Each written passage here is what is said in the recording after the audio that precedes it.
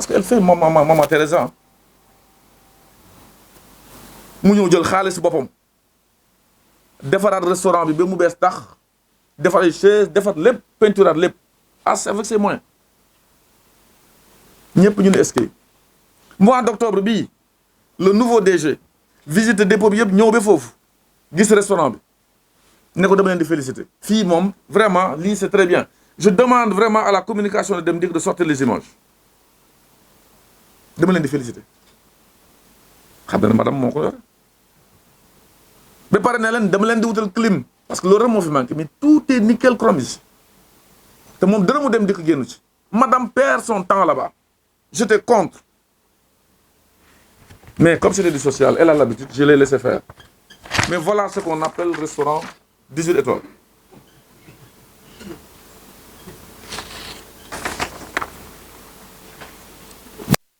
ce monsieur génnee le vendredi j'étais hors de moi parce que Youssou Ndour nee na nit bu lay jéem jotu la dafay seet ku la gën a jege jaar fa pour yàqal la maintenant on va passer si lii quelle petitesse quelle indécence rafetul ci loo xam ne du marché ku indi sa dossier remplir ses conditions ñu jox la y en a 30 dans les dépôts et gares et terminus de Dem Dikk j'ai dit à madame ñëpp xam nañ sama jikko je suis bouillant mais j'ai appris à me calmer j'ai dit à madame déglu ma te bu ma tontu xam nga ne lii d'accord ma ci woon bugguma woon sax dem dugg foofu tey c'est vendredi ci guddi samedi dimanche tu m'enlèves tes kaake la da nga leen doon dimbale sors il est fermé depuis samedi léegi bu fekkee ni monsieur le nouveau DG là daf ko bëgg a jox jabaram na ko jox man je n'y trouverai aucun inconvénient parce que la règle à Dem Dikk il est où le problème je pense qu'il retrouvera sa santé madame qui est un peu souffrante et retrouvera sa santé bàyyi affaire la preuve est rapportée donc ci lu mu doon wax ci affaire restaurant ba bëgg indi ay scandale y en a pas. Deuxième chose, vous l'avez entendu parler de ma seconde épouse. Gis nga booy expliquer dara fekkee tu es un juriste il faut que nga dem jusqu'au bout du bout parce que ñi ngay waxal du defuñu droit ñi ngay waxal certains dégguñu français mais il faut que nga clarifier ba may takk sama soxna soos ci mi nga xam ne mi ngi liggéey Dakar Dem Dikk je pouvais faire comme tout beaucoup de gens pas tout excusez-moi mënoon naa def comme ñu bëri di faux il paraît que les DG quand même am na lu mu représente ci dëkk di faux defuma ko man caaxaan jóglawuma ba ma gisee ki ma bëgg le dimanche bi ma koy takk jeudi avant génnee naa ko ci entreprise bi ban loi moom intérêt moom poussé ma génne ko y en a pas dama ko arrêté le jeudi defal ko disponibilité da ko soo génne ko ci Dem Dikk dagg salaire am kooku sa waay wax ko de les gens pensent que dama ko doon bàyyi foofu mu nekk disponibilité di am salaire 0 salaire mënoon naa ko bàyyi xaalisam fii di nga koy def fii y a des emplois fictifs y a des salaires non dus non trabajo non dinero c'est ma règle j'ai coupé le salaire dès qu'elle est partie j'ai coupé le salaire ne ko li ma am ngay dundee occupe-toi de mon fils boobu disponibilité bi jeexee madame Nef am doom Nef c'est sénégalais xam nga man je suis pas quelqu'un qui censure loo xam ne c'est des choses terre à terre de ce monde madame Nef ñu defal ko renouvellement de votre disponibilité mu ngi nii signé comme tout le monde ne ko tu n'as droit à aucun salaire tu n'as pas le droit même d'aller travailler ailleurs toute activité concurrentielle motif de licenciement comme tout le monde madame le 11 décembre bii la accouché ça tey démb moo doon 1 mois anniversaire xale bi démb nga taxaw si ji naan ma dama ko dàq du ñëpp ñoo yaru du ñëpp ñoo am éducation ça a choqué les Sénégalais yow nu mu tudd encore la disponibilité mi ngi jeex le 7 octobre 8 c'est écrit elle est enceinte accouché gul boo gisul nit ki dellu si te muy jabaru sa prédécesseur xam na ko enquête nga pour xool ndax fay naa ko benn salaire parce que papier bi si biir couloir yi li ñu ko yore woon di xaar il paraît que di nga koy jox xaalis ñun vérifier bu baax ils n'ont rien trouvé la moindre des politesses c'est et de l'élégance mooy nga dem yónnee ko mise en demande DRH mi ngi fi yónnee ko mise en demande ne ko bon da kañ ngay reprendre wala reprendre nga ñëw je pense que lu ne fànn kenn du ko jeex bu nga ñëw ci yow mois d'octobre da nga xam ne kii mi ngi presque à terme nga jël dàq ko di naan dama ko dàq avec l'arrogance quoi l'insolence.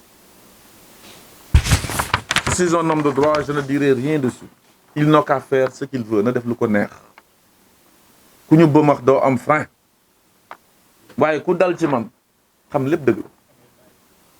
voilà donc ci samay jabar li ñu woon li ñu ci doon wax mi ngi nii c'est terminé.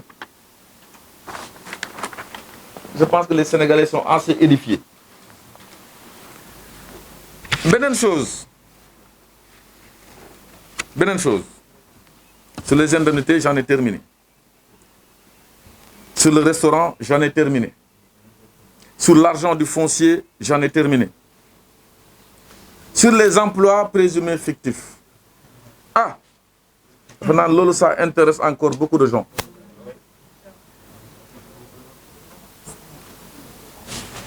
C'est ça. Voilà.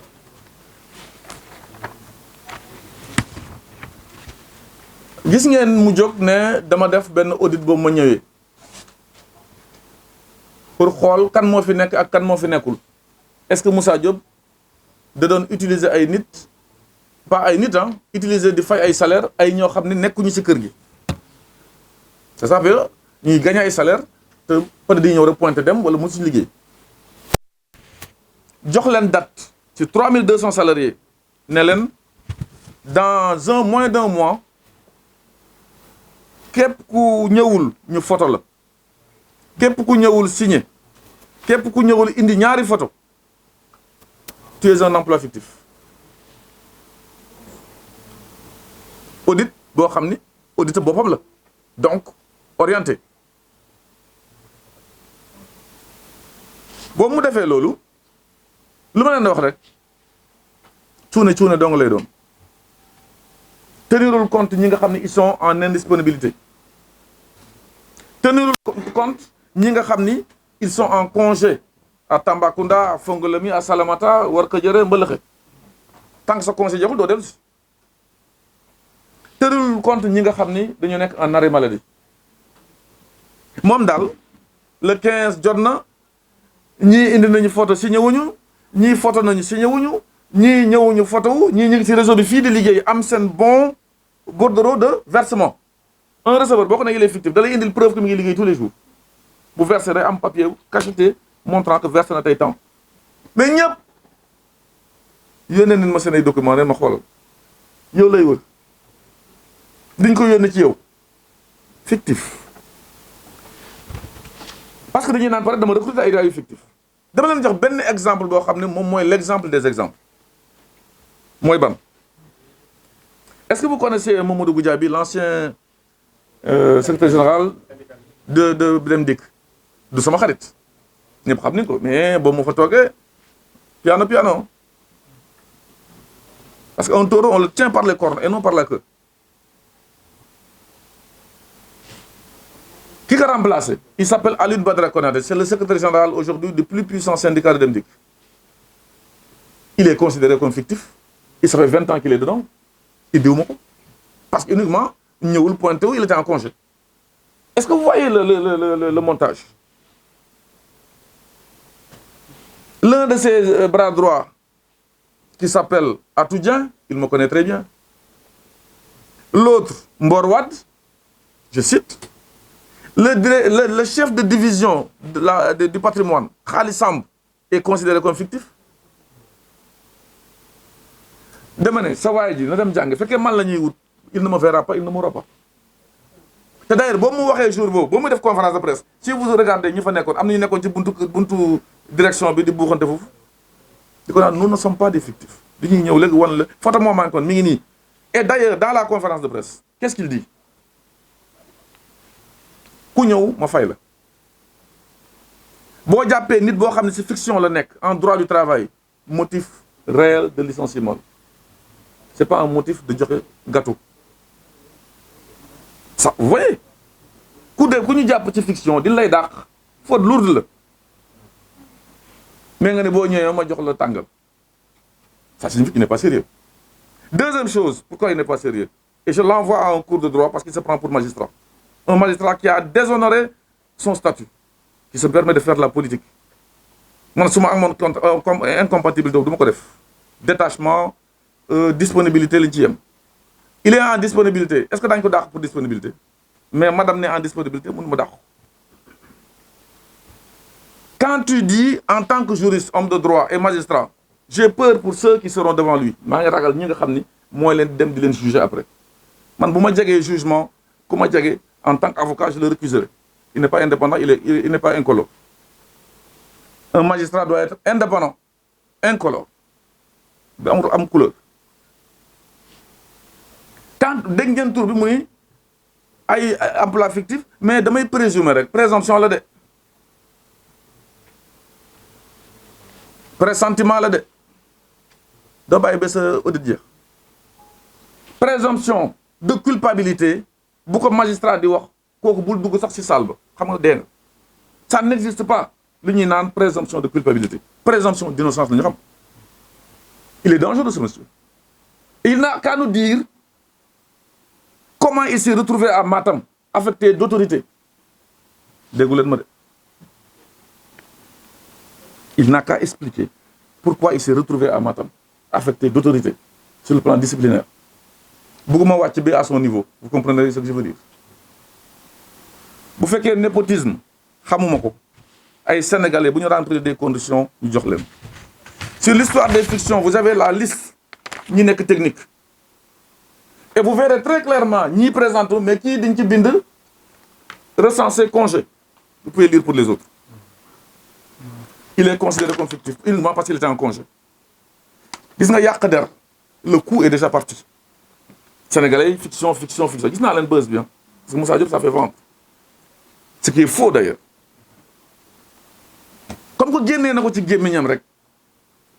il va être comme ce que j'avais fait à Diaz une citation directe et en cours et oui man sama der kenn du ko yàq